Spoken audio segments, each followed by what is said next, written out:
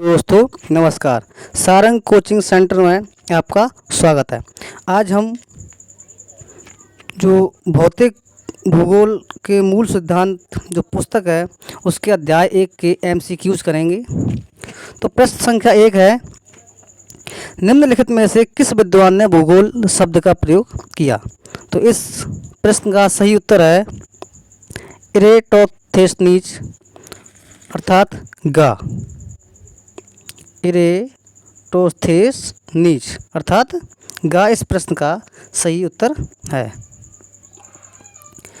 प्रश्न संख्या 2 है, निम्नलिखित में से कौन सा विषय कालिक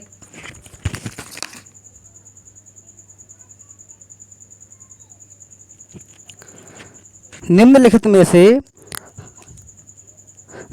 में से कौन सा विषय कालिक संश्लेषण करता है?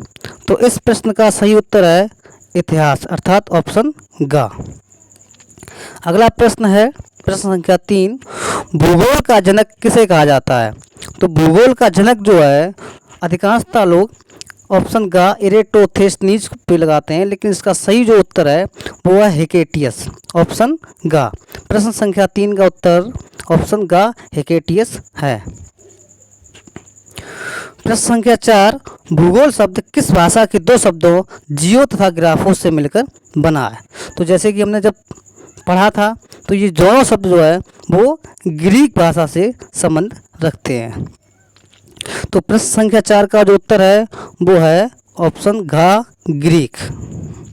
अगला प्रश्न है प्रश्न संख्या 5, कृषि, उद्योग, पर्यटन एवं परिवहन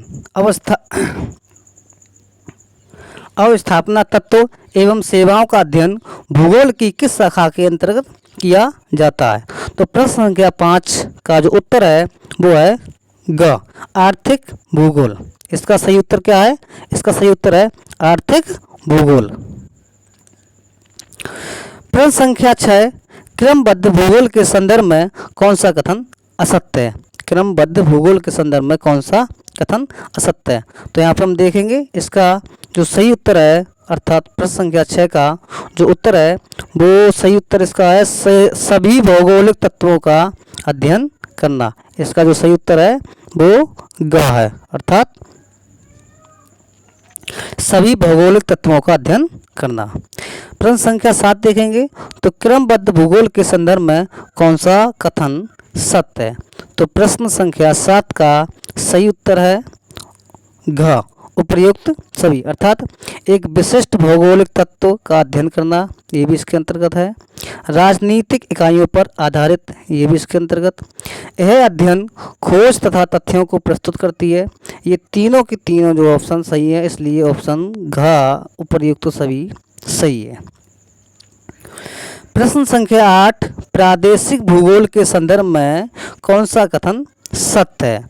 प्रश्न संख्या 8 का जो उत्तर है वो ऑप्शन देखते हैं का है एक विशिष्ट भौगोलिक तत्व का अध्ययन, ख राजनीतिक इकाइयों पर आधारित, ग यह विधि एकाकी रूप प्रस्तुत करती है, घ यह अध्ययन खोज तथा तथ्यों को प्रस्तुत करती है। इनमें से जो सही उत्तर है वो है यह विधि एकाकी रूप प्रस्तुत करती है। इस प्रश्न संख्या 8 का ये सही उत्तर है। प्रश्न संख्या 9, प्रादेशिक भूगोल के संदर्भ में कौन सा कथन असत्य है? यहाँ ध्यान रखना असत्य की बात चल रही है, असत्य कौन सा है? तो प्रश्न संख्या 9 का जो सही उत्तर है वो इसका ऑप्शन का अर्थात पहला, यह विधि राजनीतिक इकाइयों पर आधारित होती है, ये इसका सही उत्तर है अर्थात ये कथन जो है वो असत्य है। प्रश्न संख्या 10, निम्नलिखित में से कौन सी भौतिक भूगोल की शाखा नहीं है? यहाँ पे ध्यान रखना भौतिक भूगोल अर्थात जो हम कह सकते हैं जैसे जलवायु विज्ञान, भू आकृति विज्ञान, जल विज्ञान, ये देख सकते हैं ये भौतिक से संबंध रखते हैं, जबकि मानव शास्त्र जो है वो भौतिकी से संबंध नहीं रखता अर्थात भौतिक भूगोल की शाखा जो है वो मानव शास्त्र नहीं है। इसलिए प्रश्न संख्या 10 का सही उत्तर जो है वो घ मानव शास्त्र है। प्रश्न संख्या 11, निम्नलिखित में से कौन सा प्रक्रम भू सूचना से संबंधित नहीं है? तो इसमें देखेंगे क्या है, ऑप्शन काम है सांख्यिकी तकनीक, दूर संवेदन ख, ग वैश्विक सूचना तंत्र, घ भौगोलिक सूचना तंत्र। तो इस प्रश्न संख्या 11 का जो सही उत्तर है वो है सांख्यिकी तकनीक। इस प्रश्न संख्या 11 का सही उत्तर क्या है? सांख्यिकी तकनीक। प्रश्न संख्या 12, निम्नलिखित में से किसका संबंध जीव भूगोल से है? जीव भूगोल से है तो यहाँ पे देखेंगे जलवायु विज्ञान, ऑप्शन का खा जीव विज्ञान, ऑप्शन का भू विज्ञान, ऑप्शन का समाजशास्त्र। तो जीव भूगोल से समझ चुके हैं आप लोग कि इसका सही उत्तर क्या हो सकता है। इसका सही उत्तर जो है वो खा है, अर्थात जीव विज्ञान प्रश्न संख्या 12 का सही उत्तर है। प्रश्न संख्या 13, भूगोल अध्ययन के प्रमुख उपागम हैं। भूगोल अध्ययन के प्रमुख उपागम कौन से हैं? तो यहाँ पे हम देखेंगे क्रमबद्ध उपागम, प्रादेशिक उपागम, ऑप्शन का इनमें से कोई नहीं, ऑप्शन घ उपरोक्त का और ख दोनों। तो यहाँ पे ऑप्शन घ सही है क्योंकि ये दोनों सही है, इसलिए ऑप्शन घ सही है, अर्थात उपरोक्त का और ख दोनों, इसलिए ऑप्शन घ सही है। प्रश्न संख्या 13 का ऑप्शन सही है, कौन सा है? घ है। प्रश्न संख्या 14 है, भूगोल में दर्शन के 2 अंग हैं। तो प्रश्न संख्या 14 का जो सही उत्तर होगा वो देखते हैं क्या है।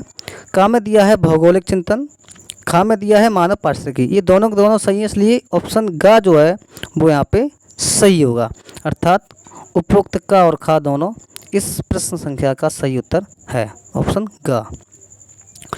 प्रश्न संख्या 15, विषय वस्तु उपागम किस भूगोलवेत्ता द्वारा दिया गया है?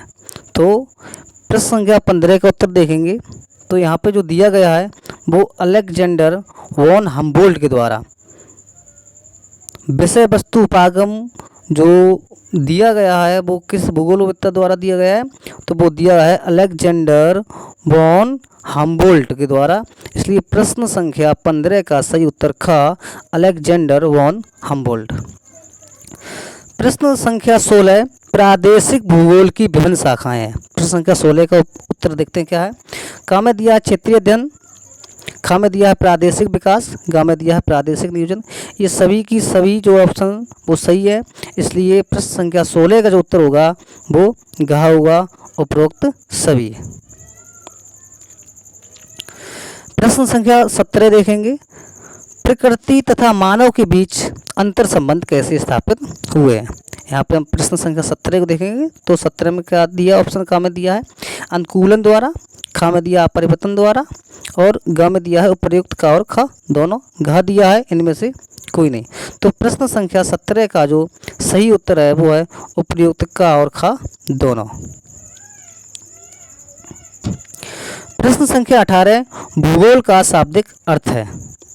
तो भूगोल का शाब्दिक अर्थ जैसे हमने देखा था, फिर भी ऑप्शन देखते हैं क्या है। मनुष्य का वर्णन, प्रकृति का वर्णन, पृथ्वी का वर्णन और घ इनमें से कोई नहीं। तो आप लोग इसमें से समझ चुके होंगे कि इसका सही उत्तर क्या है। तो इसका सही उत्तर है कौन सा है, आप लोग बताएंगे? चलिए मैं बता देता हूँ कौन सा है। ग पृथ्वी का वर्णन। इसमें से सही उत्तर क्या है इसका? प्रश्न संख्या 18 का सही उत्तर है पृथ्वी का वर्णन। प्रश्न संख्या 19 है, प्रादेशिक भूगोल की विभिन्न शाखाएं हैं। तो इसका सही उत्तर क्या है देखते हैं। का में दिया है क्षेत्रीय अध्ययन, खा में दिया है प्रादेशिक विकास, ग में दिया है प्रादेशिक नियोजन। ये सभी की सभी सही है, इसलिए इस प्रश्न संख्या 19 का सही जो उत्तर होगा वो घ उपरोक्त सभी इसका सही उत्तर हो जाएगा। प्रश्न संख्या 20, भौतिक भूगोल की प्रमुख शाखा है। तो भू आकृतिक विज्ञान, जलवायु विज्ञान, जल विज्ञान, ये तीनों के तीनों हैं, इसलिए इस प्रश्न संख्या 20 का सही उत्तर होगा घ उपरोक्त सभी। तो आज के लिए इतना ही काफ़ी है, आगे फिर मिलते हैं। धन्यवाद।